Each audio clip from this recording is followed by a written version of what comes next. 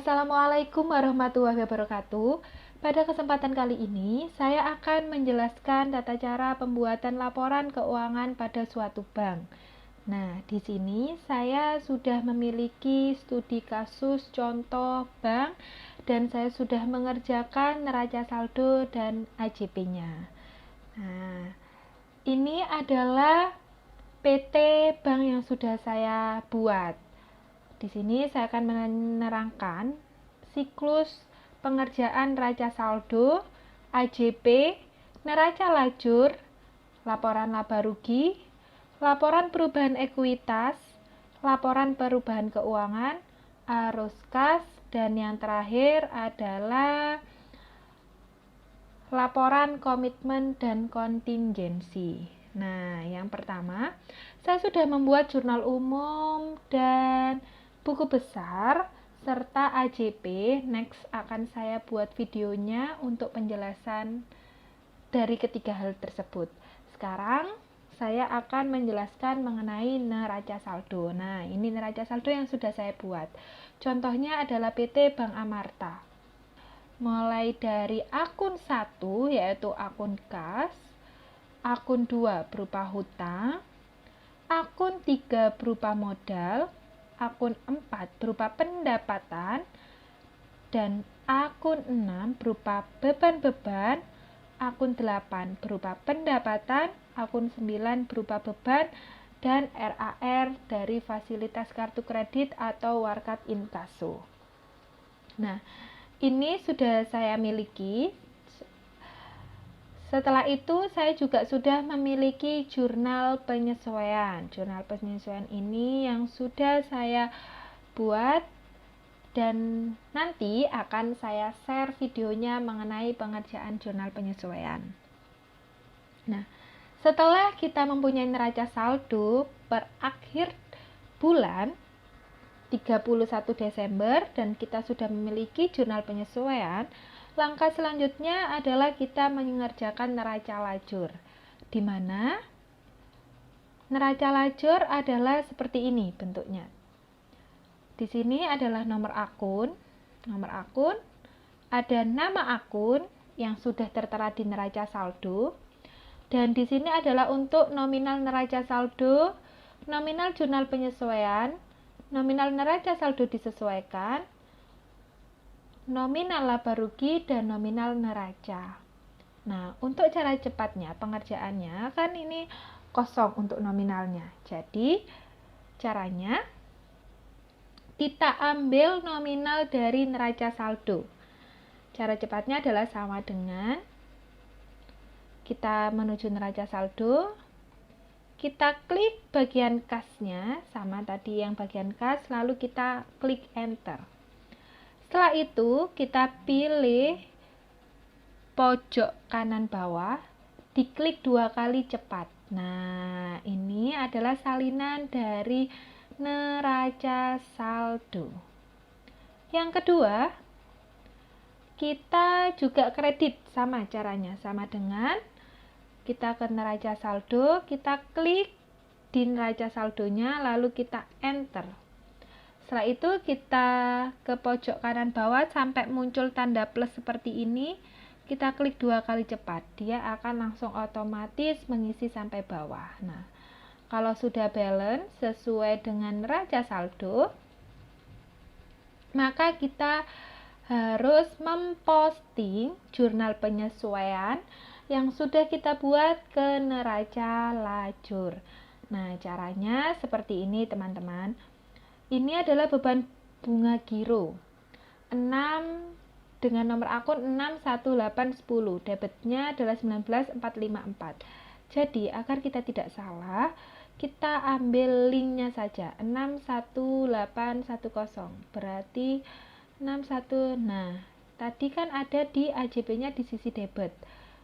Jadi diklik yang beban bunga giro di AJP di sisi debit, klik sama dengan kita ke AJP, kita pilih beban bunga giro yang di debit, lalu kita enter. Nah, setelah itu utang beban bunga giro dengan nomor akun 21310. Jadi caranya juga sama. Utang beban bunga giro dikredit, kita pilih kredit, diklik sama dengan, kita ke AJP. Nah, kita klik yang utang beban bunga giro lalu kita enter. Lakukan semuanya yang ada di AJP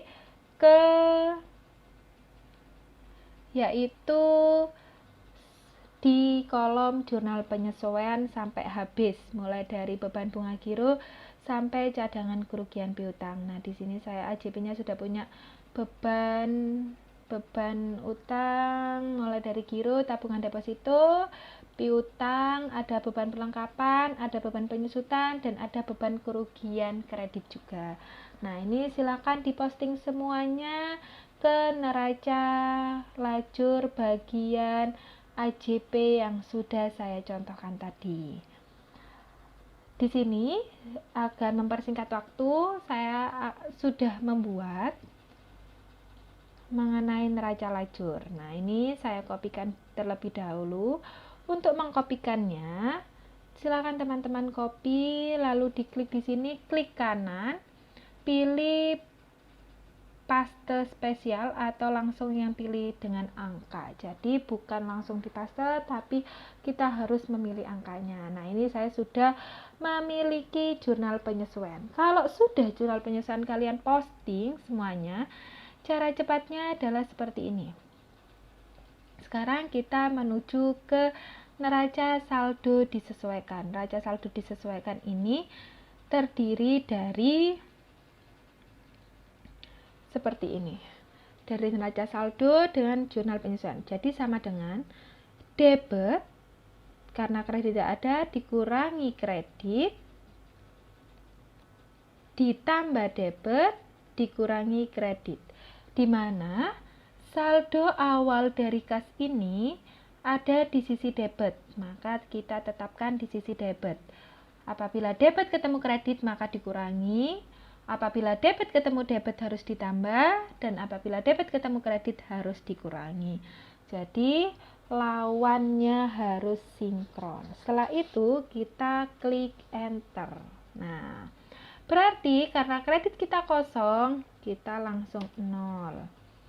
Terus yang kedua, nah apabila dia di kredit kosong, di debit kosong, di kredit kosong, kalian juga bisa langsung sama dengan, karena ini ada di sisi debit, diklik saja debitnya langsung. Ini juga digiro pada bank lain. Kalian bisa klik sama dengan, kalian pilih sesuai debitnya lalu di enter. Nah, lakukan seperti itu sampai bawah. Nah, apabila saya contohkan lagi, ini kita pilih debit. Setelah itu ini ada kredit. Karena ini kredit dan ini kredit, maka langsung diklik yang sesuai. Karena saldo awalnya dari di kredit, maka kita harus menulisnya di sebelah kredit. Jadi kredit bertemu dengan kredit maka harus ditambah, diklik pada jurnal penyesuaian sama dengan. Nah, lakukan seperti ini sampai selesai. Next, karena saya sudah punya neraca saldo disesuaikan, jadi saya langsung kopikan saja.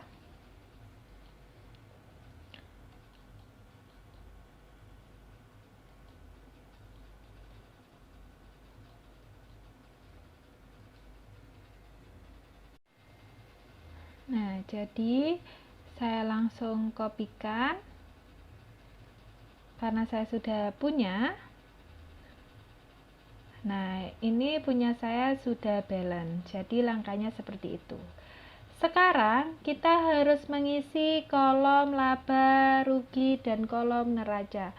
Ingat teman-teman, untuk kolom laba rugi yang dimasukkan adalah akun 4 dan 5, yaitu pendapatan dan beban.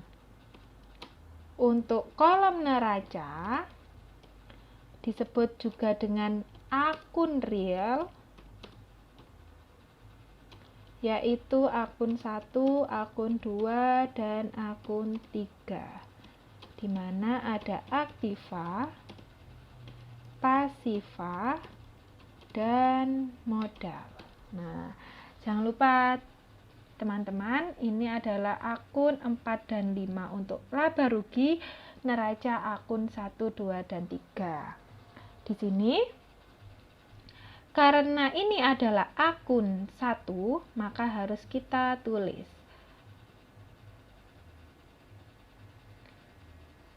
Nah, ini karena akun 1, maka harus kita ambil untuk nominalnya, kita langsung ambil saja dari neraca saldo disesuaikan. Karena neraca saldo disesuaikan ini adalah jumlah nominal yang sudah fix dari neraca saldo ditambah oleh jurnal penyesuaian. Jadi sama dengan kita pilih yang di debit.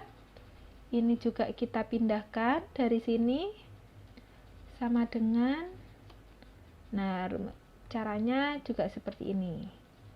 Atau kalau kalian ingin mempersingkat waktu, kalian boleh saja melakukan ini di blok dulu sampai akun 3, lalu kalian copy atau Ctrl C, kalian taruh di sini atau Ctrl V. Nah, seperti ini.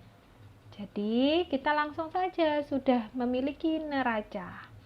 Setelah itu, karena akun 4 dan 5 adalah akun dari laba rugi, maka akun 4 sampai 9 ini kita pindahkan ke kolom laba rugi. Nah, apabila ini tidak bisa di-copy, jadi kita pakai copy paste spesial. Jadi, teman-teman, kalau kalian dari Ctrl V tidak bisa langsung, kalian bisa pakai di copy dulu, terus diklik di sini, klik kanan, kita pilih yang paste spesial.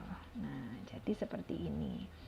Jadi, ini adalah neraca lajur saya, di mana laporan laba rugi, debit dan kredit tidak akan balance. Neraca juga seperti itu karena ada laba yang dapat membalanskan dia. Jadi apabila selisih itu berjauhan, maka kita laba atau untung. Apabila laba itu terletak berdekatan, nominal itu berdekatan, maka kita rugi. Jadi kita bisa lihat di sini, karena kita saling berjauhan, maka kita adalah laba. Kalian lihat, setelah adanya laba, maka nominalnya akan balance. Nah, next, setelah kita membuat neraca lajur seperti ini, maka kita harus ke laba rugi. Nah, seperti yang tadi saya sudah jelaskan, laba rugi adalah akun 4 dan akun 5, di mana yang masuk adalah pendapatan dan beban. Jadi, kita pertama yang dibuat adalah pendapatan operasional, di mana pendapatan-pendapatan yang ada di neraca lajur kita pindahkan ke laporan laba rugi. Dan beban-beban operasional yang ada di neraca lajur kita pindahkan juga ke laporan laba rugi. Nah, di sini saya sudah menulis akun-akunnya, akun-akun dari pendapatan dan beban. Jadi, untuk nominalnya kita bisa langsung memakai link saja. Pendapatan bunga, klik sama dengan, lalu kita ke neraca lajur. Setelah itu kita pilih pendapatan bunga, karena tadi kita sudah tidak usah melihat neraca saldo disesuaikan, tapi kita lihat dari kolom laba rugi. Kita klik kolom laba rugi lalu kita enter. Nah, itu pendapatan bunga. Yang kedua, pendapatan provisi. Jadi kita klik sama dengan, kita ke neraca lajur, kita pilih pendapatan provisi. Nah, lalu kita enter. Pendapatan operasional lainnya juga seperti itu. Kita klik, kita pilih pendapatan operasional lainnya. Dan pendapatan sewa, kita lihat apakah pendapatan sewa ada. Nah, ini ada 2 juta.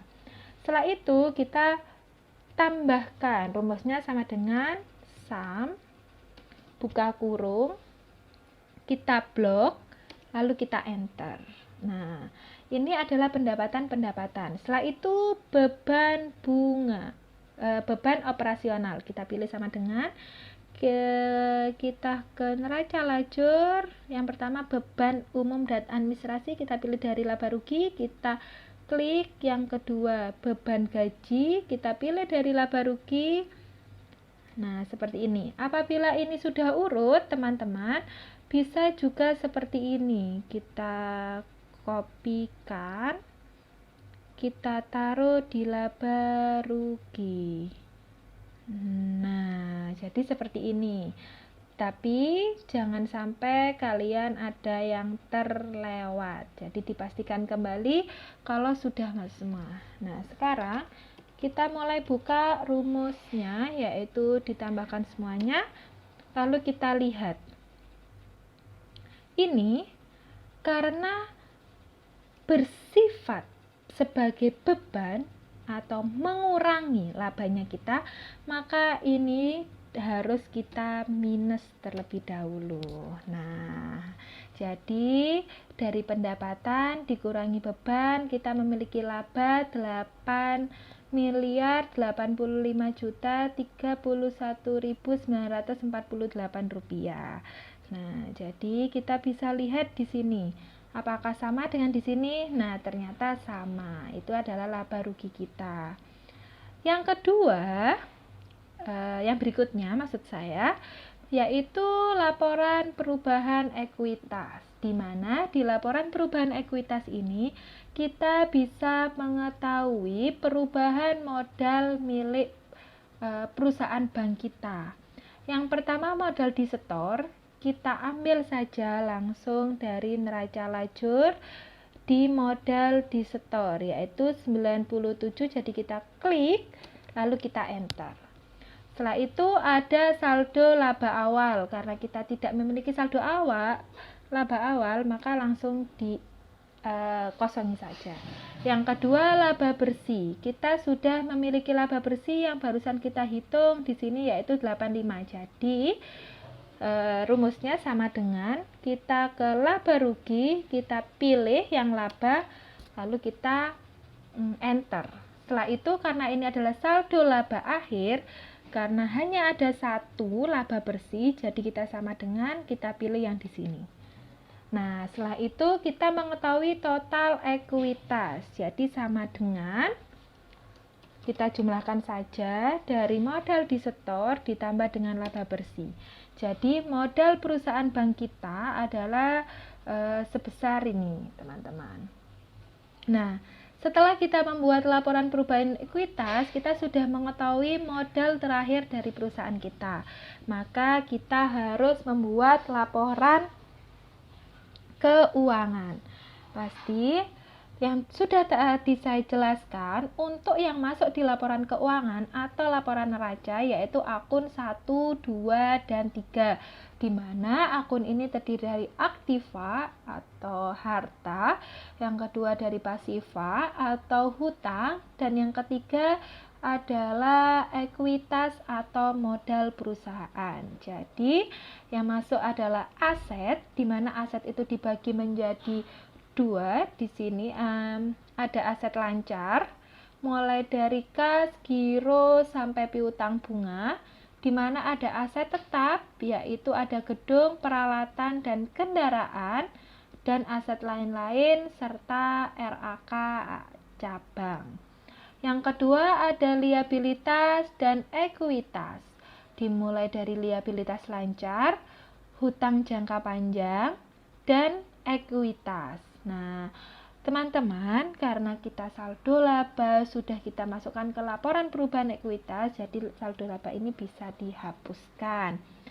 Yang pertama yaitu kita melihat nominalnya adalah di neraca lajur. Jadi neraca lajur ini jembatan saat kalian mau membuat laporan keuangan. Jadi caranya yaitu kas, diklik sama dengan kita ke neraca lajur, kita klik yang kasnya, setelah itu enter. Nah, yang kedua giro pada Bank Indonesia, jadi kita enter juga. Giro pada bank lain kita pindahkan, kredit yang diberikan. Kita pindahkan. Nah, khusus untuk cadangan, karena di neraca lajur ini ada di sisi kredit, dan sedangkan di laporan perubahan keuangan tidak ada sisi kredit, maka khusus akun yang tidak sewajarnya, maka harus di minus. Minus sama dengan dulu, minus, baru kita ke neraca lajur, kita pilih yang cadangan kerugian, baru kita juga cadangan kerugian piutang, di mana cadangan kerugian piutang ini juga sama seperti itu, sama dengan minus, kita ke neraca lajur, jadi kita pilih. Nah, semuanya dilakukan seperti ini. Khusus ini saya sudah memiliki contohnya. Nah, kalau sudah semuanya, teman-teman, ini akan saya, karena ini tadi sudah saya hapus, maka dari aset lancar, aset tetap, aset lain-lain, dan rekening antar kantor cabang, kita bisa melihatnya di neraca lajur. Dan untuk liabilitas lancar, hutang jangka panjang, juga kita melihatnya di neraca lajur. Yang membedakan adalah ekuitas atau modal disetor. Sudah, jadi ini untuk ekuitasnya itu tidak usah melihat dari neraca lajur. Jadi khusus ini kita bisa melihat di laporan perubahan ekuitas karena modal yang disetor oleh bank. Jadi sama dengan kita pilih yang 97 dan kita pilih klik saldo labanya yaitu 8085. Total ekuitasnya adalah seperti ini. Jadi coba kita total, di mana aset lancar ditambah aset tetap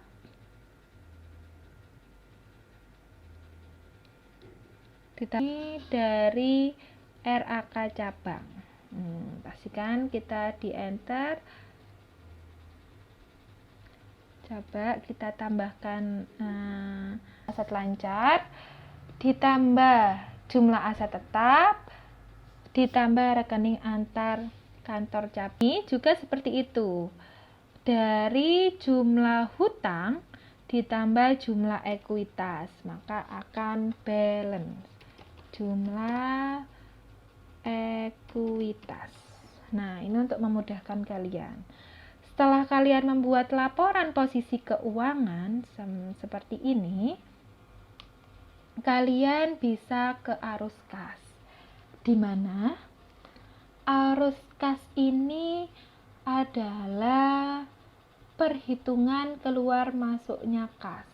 Di arus kas ini dibagi menjadi 3, ada operasional, ada investasi, ada pendanaan. Di mana arus kas kegiatan operasional ini yaitu keluar masuknya kas kurang dari 1 tahun. Dan pendanaan di mana kita mendapatkan atau mengeluarkan uang kas untuk suatu pendanaan. Nah, sudah saya analisis. Ini kalian bisa melihatnya di jurnal umum yang kalian punya, di mana kasnya yang bertambah itu apa saja, kasnya yang berkurang itu apa saja. Di sini saya sudah memiliki beberapa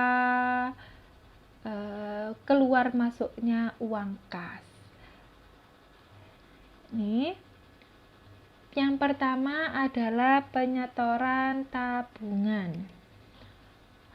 Karena di punya saya ada penyetoran tabungan nasabah, akan menambah kasnya saya. Ada pendapatan sewa, ada pendapatan provisi, ada pelunasan kartu kredit, ada pendapatan bunga. Di mana ini saya dapatkan dari penambahan kas saya selama kurang dari 1 tahun.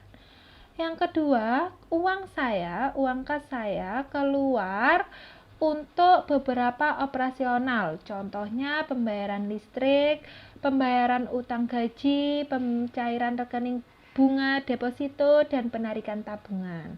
Nah, ini adalah untuk operasional. Karena kas saya bertambah dan dikurangi oleh pengurangan kas saya, maka arus kas operasional saya adalah 6840. Yang kedua, karena saya tidak memiliki kegiatan investasi, jadi saya kosongi. Dan yang ketiga adalah arus kas pendanaan, di mana arus kas pendanaan ini saya peroleh dari jaminan sewa yang saya terima.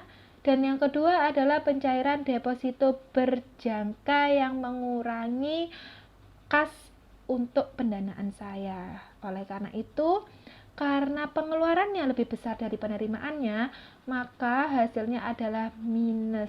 Kalian bisa memilih menggunakan rumus SAM atau rumus jaminan sewa dikurangi oleh pencairan. Nah, lalu akan ketemu penurunan kas saya. Apabila minus atau kurung, maka berarti kas saya mengalami penurunan. Tapi apabila tidak dikurung atau tidak otomatis mengurung, kas saya mengalami kenaikan. Nah, ini adalah saldo kas saya di neraca awal sendiri yang saya punya itu sebesar ini. Dan saldo kas akhir saya di laporan posisi keuangan itu ini.